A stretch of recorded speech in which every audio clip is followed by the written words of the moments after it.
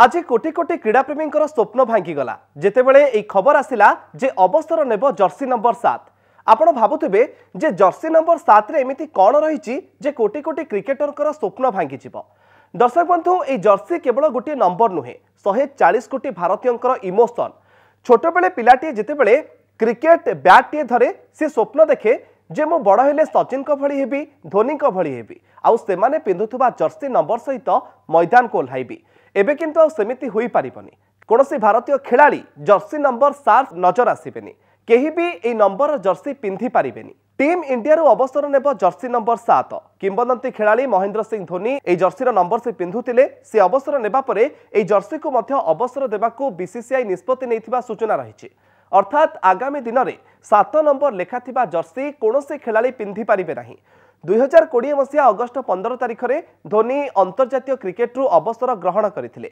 आउ अवसर नेबार 3 वर्ष परे भारतीय क्रिकेट बोर्ड माही अवदान को सम्मान जणाई विश्वकप विजेता अधिनायकंकर 7 नंबर जर्सी को अवसर करने को निष्पत्ति नैछि।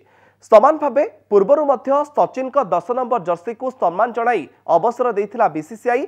सचिन तेंदुलकर अवसर नेबा परे तांको जर्सी मध्य पड़ियारू अवसर नैथिला। जातीय गणमाध्यमरु मिलिथिबा सूचना अनुसार जातीय दलर खेलाड़ी को विशेष करी नवागत मानकू जो माने डेब्यू करुछंती बीसीसीआई पक्षरु सेमानकू सूचाई दिया जायछि जे सचिन तेंदुलकर एवं धोनी जर्सीर नंबर विकल्प सेमानक पाखरे नाही।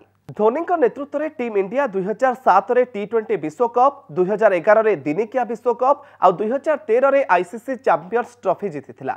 निज शांत स्वभाव पाई कैप्टेन कूल भावे परिचित महेंद्र सिंह धोनी भारतीय क्रिकेट प्रति तांकर अवदान अतुलनीय आ सेथिपाई तांको सम्मान उद्देश्य रे एई बड़ निष्पत्ति नैछि बीसीसीआई। तेबे नियम अनुसार आईसीसी खिलाड़ी मानकू 1 रु 100 मध्यरे जेकोनोसी संख्या बाछिबा पई अनुमति देइथाय, किंतु भारत में विकल्प गुड़िक सीमित अटे। वर्तमान भारतीय दल में नियमित एवं टीम बाहर थिबा 60 जन को विभिन्न संख्या दि जाइछि। तेणु जदिओ जड़े खिलाड़ी प्राय 1 वर्ष किंबा ताठारू अधिक दल बाहर रुहंती तेबे तांको जर्सीर नंबर अन्य केउ खिलाड़ी को मिलिबो नाही। यार अर्थ निकटरे जो माने डेब्यू करबा को जाउछंती सेमानक पाखरे चयन करबा को मात्र 30 टी संख्या अछि बोली बीसीसीआई रो जड़े अधिकारी कहिसंती। 7 नंबर जर्सी को नहीं जितेबले आमे आलोचना करूछे सेतेबले आपनक मनरे प्रश्न उठुथबो जे काहे के जर्सी नंबर 7 पिंधंती महेंद्र सिंह धोनी। शुभ नंबर होइथिबारु धोनी सबुबले 7 नंबर जर्सी पिंधुथुबा चर्चा हुए, किंतु 7 नंबर जर्सी पछर रहस्य निजे कहिथिले माही। धोनी कहिथिले जे सेमिते कोनोसी स्वतंत्र कारण पई से 7 नंबर जर्सी को बाछि नथिले। एहा पछरे थिला अति सरल कहानी।